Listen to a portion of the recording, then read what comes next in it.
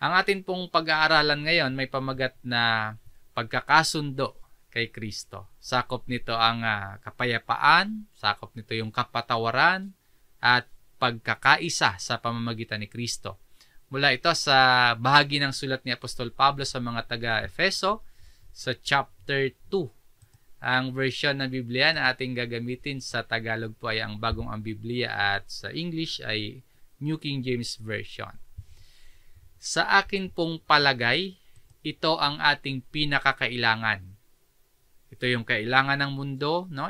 Kailangan ng mga bansa, ng bawat bayan, kailangan ng bawat pamilya at sambahayan, kailangan ng bawat individual, ng bawat isa, ang pagkakasundo kay Kristo. At nakapaloob nga po dito yung peace, yung forgiveness, at yung reconciliation.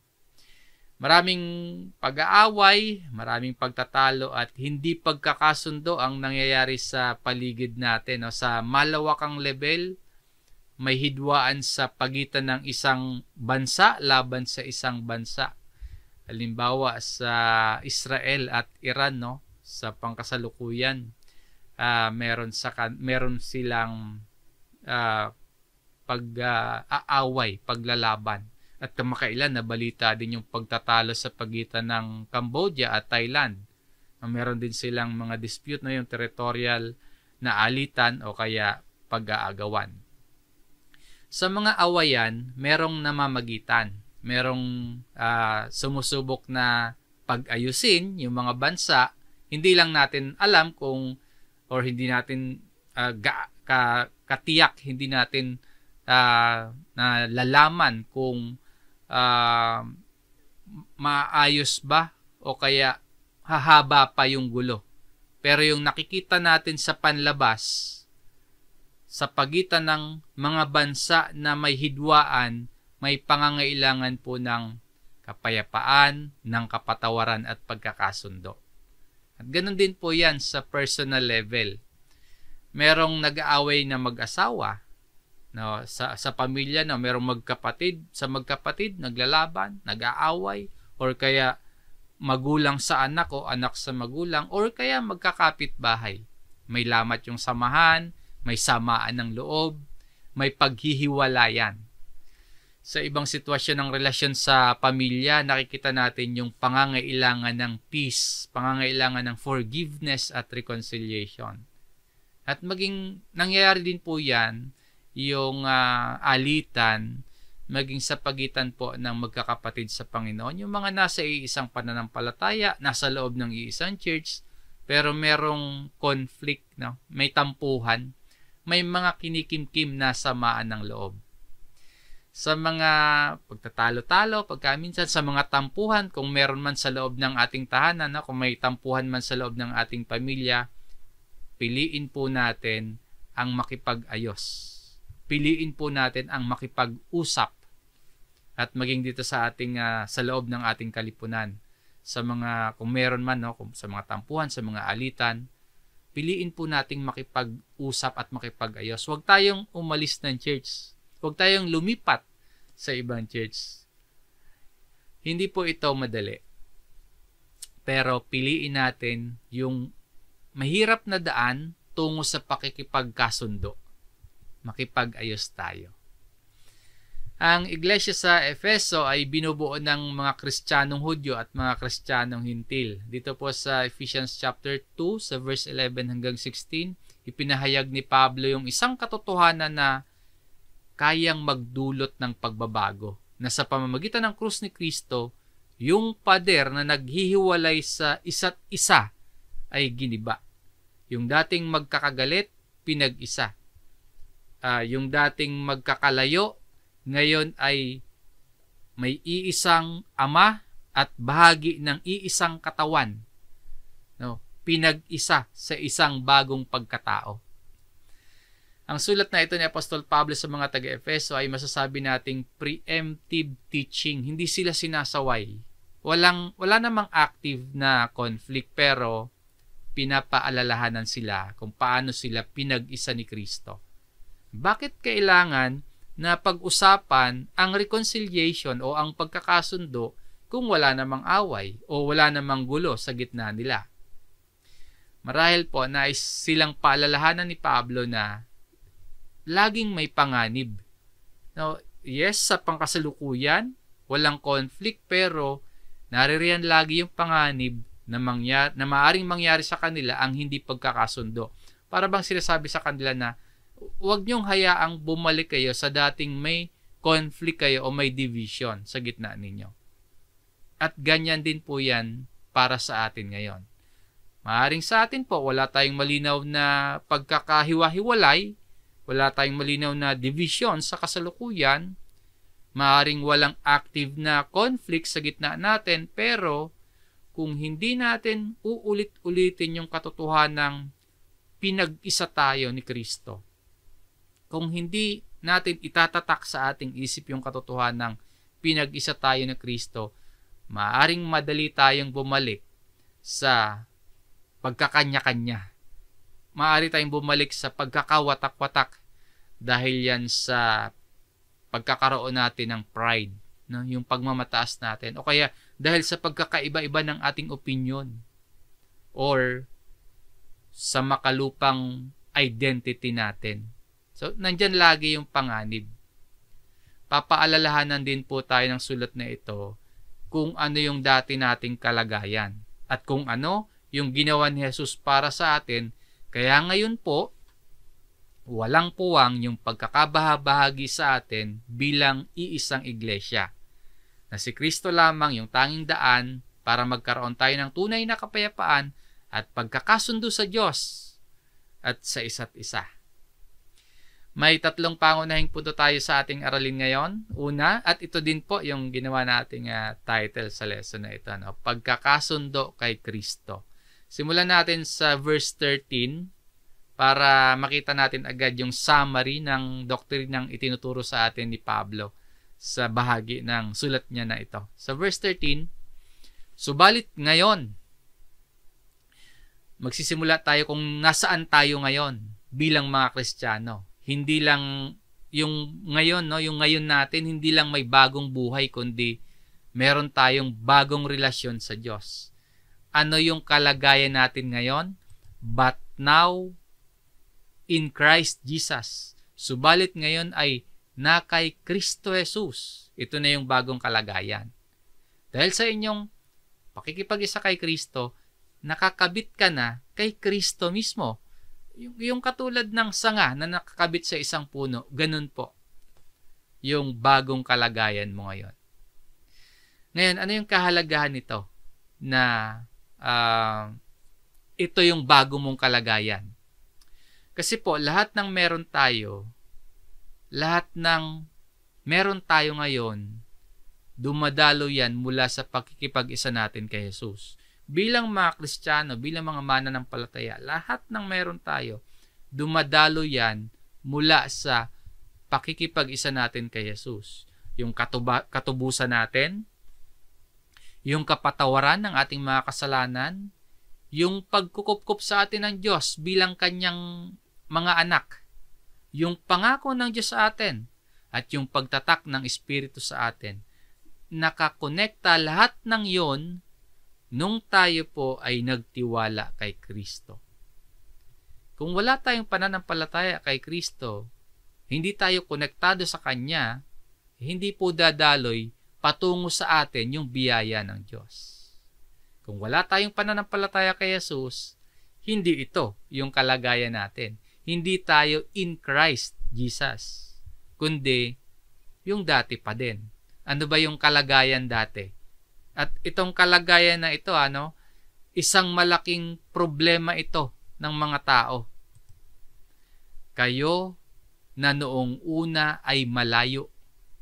Yung layo, hindi lang po yan yung distansya o pagitan in terms of oras o kaya lugar o kaya literal na espasyo sa pagitan nating mga tao patungo sa Diyos.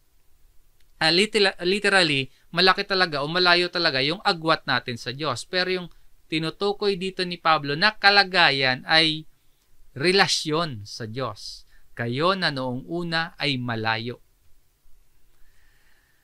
Dati o noong una, malayo yung relasyon sa Diyos.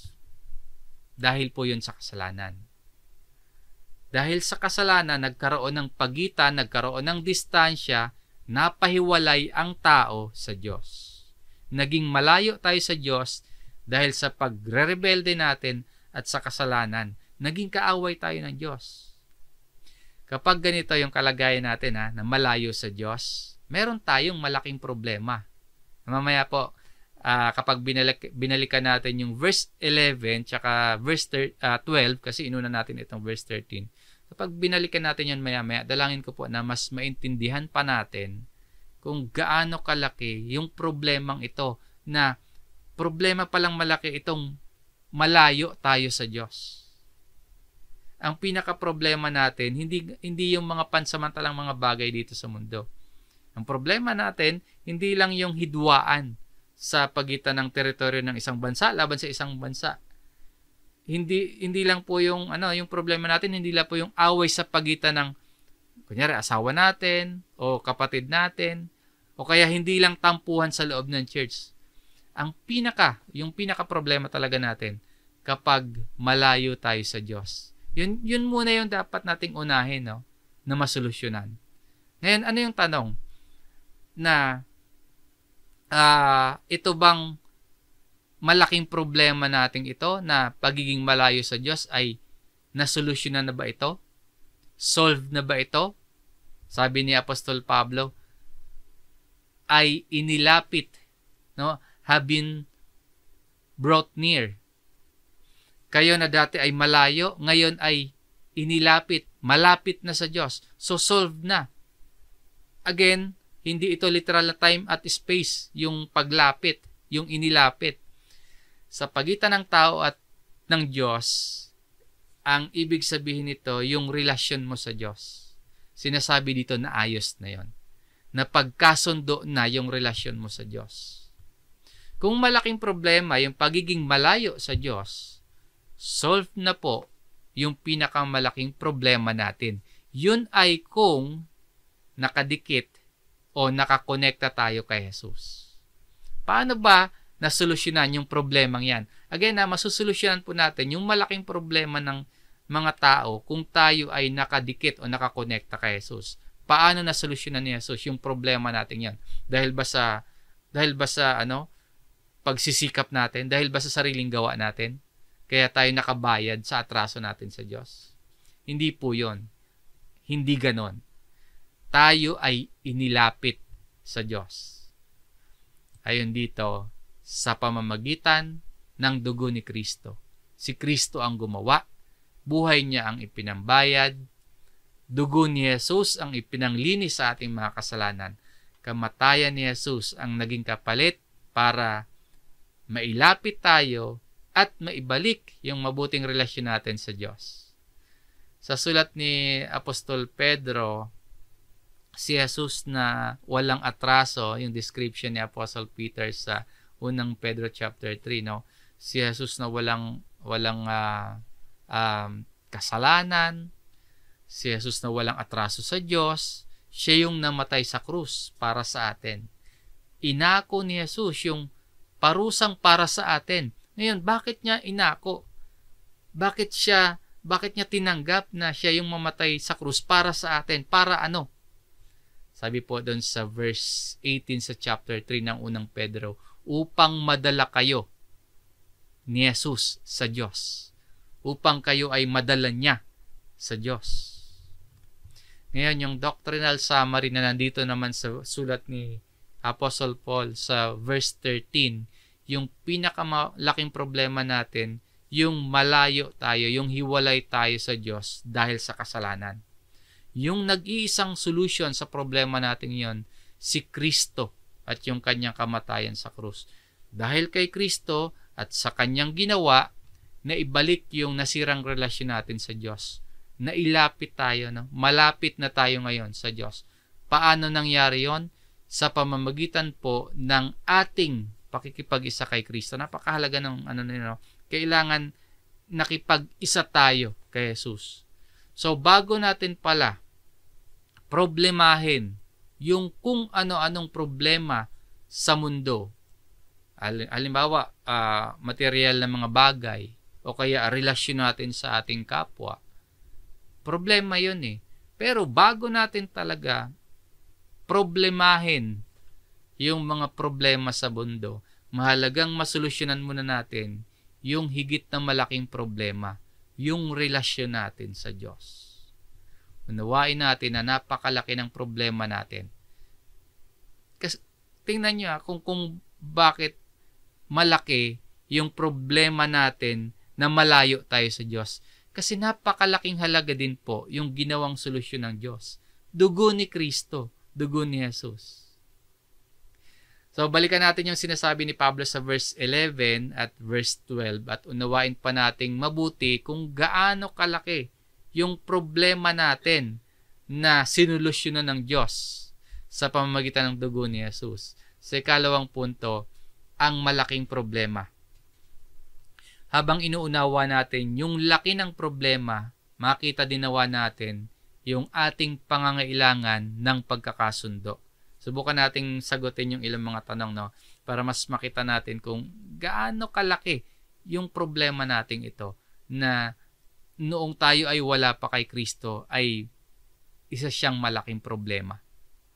Sa unang tanong po, sino yung particular na kinakausap dito ni Pablo sa verse 11 or sa Ephesians chapter 2 na ito, simula sa verse 11. Yung direktang kinakausap dito ni Pablo, mga Gentile.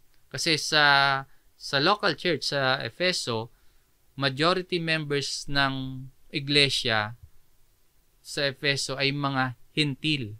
Basahin natin yung verse 11. Kaya nga, alalahanin ninyo na noong una, kayo'y mga Hintil sa laman.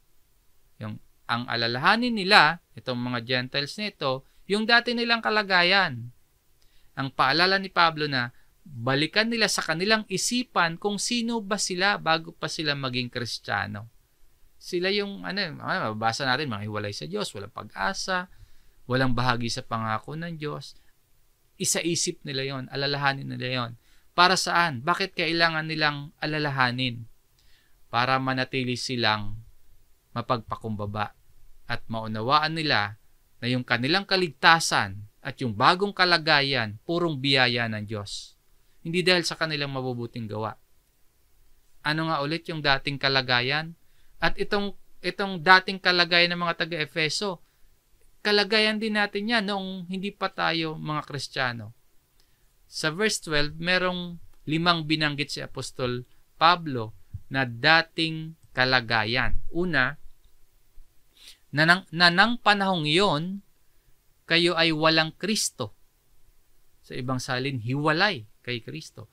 Kung walang Kristo sa buhay natin, kung wala tayong Kristong sinasampalatayanan at wala tayong Kristong hinihintay, edi lahat ng benepisyo of being in Christ, wala din sa atin. Sabi ng Bible, ang Diyos ay nagsasalita sa kasalukuyang panahon sa pamamagitan ni Jesus. Kung wala si Jesus sa atin, kung wala si Jesus sa buhay natin, paano makakarating sa atin ang salita ng Diyos? Sa pamamagitan nga po ni Jesus, sa kasalukuyang panahon, nagsasalita ang Diyos. Or sabi sa Biblia, si Jesus ang katuparan ng mga propeta, katuparan ng mga pari at mga hari sa Old Testament. So, paano tayo mailalapit sa Diyos ng tunay na propeta, ng tunay na dakilang pari at hari, kung walang Kristo sa ating buhay? At ikalawa, na ng panahong iyon, hiwalay sa pagiging mamamayan ng Israel. Ibig sabihin, hindi kabilang sa bayang Israel. Walang pribilehiyo na meron yung mga kabilang sa bayang Israel. Yan yung ibig sabihin ng hiwalay sa pagiging mamamayan ng Israel. At ikatlo, at mga dayuhan sa mga tipan ng pangako. Sa Revised Tagalog Popular Version, at hindi saklaw ng tipan na nababatay sa pangako ng Diyos. Yan yung kalagayan. No? Ano mang tipan o covenant yung tinutukoy dito. Sa Old Testament kasi maraming covenant. May Abrahamic covenant, may Mosaic covenant, may Davidic na covenant. Pero generally speaking, dahil Gentile yung mga kausap dito, yung mga hintil talaga nasa labas o kaya dayuhan sa mga tipan ng pangako ng Diyos. Ang ibig sabihin, hindi mapapa sa kanila sa mga hintil yung pangako ng Diyos na nakakabit sa covenant ng Diyos sa Israel. Kaya tawag dito, strangers from the covenants of promise. At sa ikaapat, walang pag-asa. Nabubuhay pero walang pag-asa. Pwede tayong umasa na magkaroon ng kasaganahan, na magkaroon ng kaunlaran sa hinaharap ng ating buhay dito sa mundo. Pwedeng may pag-asa tayo na maging maayos yung mga relasyon natin sa ating kapwa. Pwede tayong umasa na maging mabuti ang lahat sa atin. Pero kung hiwalay tayo kay Kristo, kung malayo tayo sa Diyos, sa kabila ng iniisip nating mga pag-asa, sa kabila ng pagkakaroon natin ng sinasabi nating pag-asa, pero malayo talaga tayo sa Diyos, ang sabi sa atin ng Biblia, hopeless daw tayo. Having no hope. At sa ikalima, at walang Diyos sa sanlibutan. Sa Greek word nito, atheos, kung saan galing yung atheist, yung salitang atheist. Or, kung may sinasamba mang Diyos, peking Diyos naman. Walang Diyos. Ngayon, mapasa atin man po yung lahat ng bagay sa mundo, mapasa atin man yung mga maraming bagay na gusto natin na matamo sa mundo. Kung wala naman sa atin ang tunay na Diyos, na malayo tayo sa Diyos, baliwala din yung lahat ng meron tayo. Yan yung dating kalagayan. No? Walang Kristo, hiwalay sa bayan ng Diyos, walang bahagi sa pangako ng Diyos, walang pag-asa, at walang Diyos. Walang-wala talaga. Yan yung dating kalagayan. So, ano yung dapat gawin kung walang-wala? Kung babalikan po natin yung verse 11, parang may utos si Pablo. Kaya nga, alalahanin ninyo. Therefore, remember. Kung may kaaway o katampuhan tayo, madali nating maalala yung kasalanan ng iba. Madali nating maalala yung tingin nating kalagayan nila. Kaya po yung sulat na ito, isang theological encouragement ito. No? Ang utos dito ni Pablo, alalahanin yung dating kalagayan. Balikan sa isipan kung ano tayo or sino tayo bago tayo mapunta or bago tayo kay Kristo. Ang aalalahanin natin pala yung sarili natin. Minsan nga, yun nga, kapag may kaaway tayo, kapag may katampuhan tayo, ang inaalala, ang isinasaisip natin yung kalagayan nila, yung kasalanan nila, yung tingin natin sa kanila. Ang reminder or masasabi nating utos dito ni Pablo, balikan sa isipan kung ano tayo bago kay Kristo. Tayo ay hiwalay sa Diyos, walang pag-asa, walang bahagi sa pangako ng Diyos. Kapag inalala natin yung dati nating kalagayan na yon, na malayo tayo sa Diyos, ito yung magpapakumbaba sa atin at maunawaan natin na yung ating kaligtasan at yung ating bagong kalagayan ngayon, purong biyaya lamang talaga ng Diyos sa atin. Hindi dahil deserving nga tayo, hindi dahil mas mabuti tayo kaysa sa iba. Pag-aralan po natin sa dito sa verse 11 tsaka sa verse 12 kung gaano kalaki yung problema natin at kung bakit kailangan nating maibalik palapit sa Diyos, yung tinatawag na reconciliation. Nabasa din natin kanina sa verse 13 yung doctrinal summary kung ano yung solusyon sa malaking problema natin. Yung tanging solusyon po, walang iba kundi si Kristo. Sa ikatlo at huling punto ng ating aralin, ang hakbang ng pagkakasundo. Sa verse 14 hanggang 16, mababasa natin kung ano ang hakbang o ano ang paraan kung paano tayo pinagkasundo ni Kristo. Sa verse 14, sapagkat siya ang ating kapayapaan, no? Na kanyang pinag-isa ang dalawa at sa pamamagitan ng kanyang laman ay giniba ang gitnang pader ng alitang humahati. Sapagkat siya, ang ating Panginoong Hesus, ang ating kapayapaan.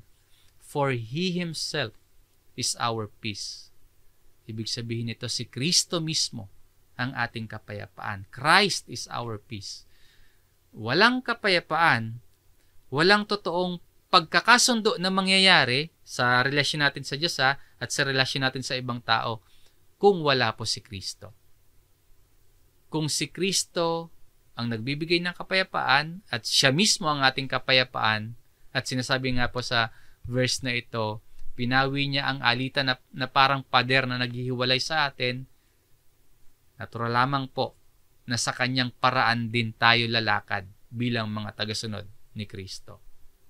At dito makikita natin yung susunod na hakbang kung paano isinakatuparan ni Kristo yung pagkakasundong ito sa verse 15. Kanyang pinawalang bisa ang kautusang mga batas sa mga alituntunin. Ang punto dito ni Pablo, hindi pinawalang bisa o inabolis ni Jesus yung moral na batas o kautusan ng Diyos, no? Kundi inalis dito yung ceremonial law o mga regulasyon bilang kondisyon ng kaligtasan. Yun yung pinawalang bisa. Ano po yung layunin? Bakit pinawalang bisa ang kautusan at mga alituntunin? Upang siya ay lumalang sa kanyang sarili ng isang bagong tao, kapalit ng dalawa, sa gayoy gumagawa ng kapayapaan. Matapos yung pagkakasundo, lumalang si Jesus ng isang bagong katauhan. Komunidad na bagamat binubuo ng mga Hintil at ng mga Hudyo, pero naging isang pamilya sa ilalim ni Kristo. Kaya ang basehan po ng ating pagkakasundo at pagkakaisa, hindi po yung mga kautosang batas, hindi po yung mga alituntunin. Si Kristo at tanging si Kristo lamang at ang kanyang ginawa sa krus para sa atin ang basihan ng ating pagkakasundo at pagkakaisa. Sa verse 16, at kanyang papagkasunduin ang dalawa sa isang katawan sa Diyos sa pamamagitan ng krus, na sa pamamagitan niyon ay pinatay ang alitan. Matapos na mailapit tayo sa Diyos, inalapit naman tayo sa isa't isa, no, reconcile. At ang pagkakasundo ay ginawa sa iisang katawan. Ibig sabihin sa loob ng katawan ni Kristo, ang iglesia. Ginamit ni Jesus ang kanyang kamatayan para patayin ang alitan sa gitna ng mga Hudyo at ng mga Hintil. At kapalit ng alitan, pakikipagkasundo. Hindi lamang sa Diyos na pakikipagkasundo, kundi pakikipagkasundo sa kapwa mananampalataya din. So, ang point ng lahat ng ito ay para ipaalala sa atin ni Pablo na walang ibang paraan para tayo maipagkasundo sa Diyos at walang ibang paraan para maipagkasundo tayo sa isa't isa, kundi sa pamamagitan lamang ni Kristo. Mga kapatid, malinaw po mula sa ating pinag-aralan ngayon na si Kristo lamang ang tanging daan tungo sa tunay na kapayapaan at pagkakasundo.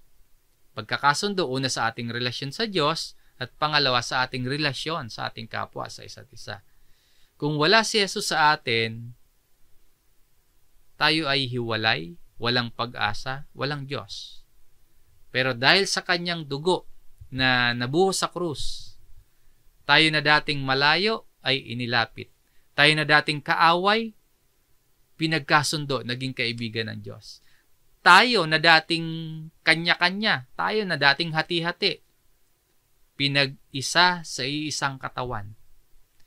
Sa pamamagitan ng ating Panginoong Jesucristo, tumanggap tayo ng kapayapaan, tumanggap tayo ng pagpapatawad at pagkakasundo. Kaya mamuhay tayo sa kapayapaan. Matutunan natin ang magpatawad tulad ng pagpapatawad ng Diyos sa atin. At manatili po tayo sa pagkakaisa. Ang Panginoong Hesus ang ating kapayapaan at sa Kanya tunay na may pagkakasundo.